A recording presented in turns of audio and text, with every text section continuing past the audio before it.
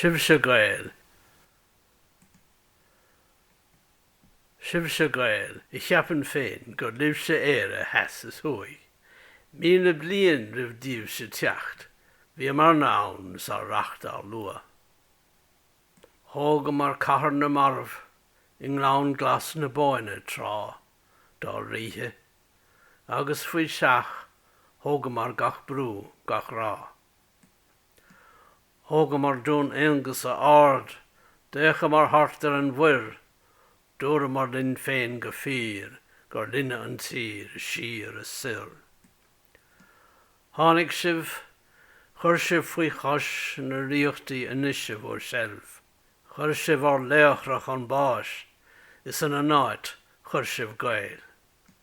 Díthigh sibh uaisleacht ar sin, na háirdir a bhí tréan trá, ar muintir mar ghialaí goibh, ag obair gan tada rá. Ach dan ar bhilí ar an bhód, dínis go deod an sean léan. Dan in nermid imach glan, ne ligsid ran na scéal.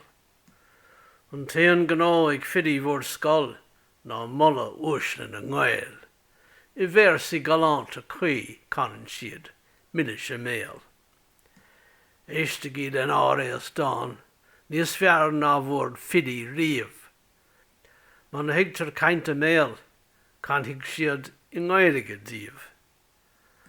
Ach dearmid ní dhéanthig siad, ar a ghlán na ríthe tá néamh, ar léan na gealaí is na réalt, ná ar méalre nach digan Gaeil.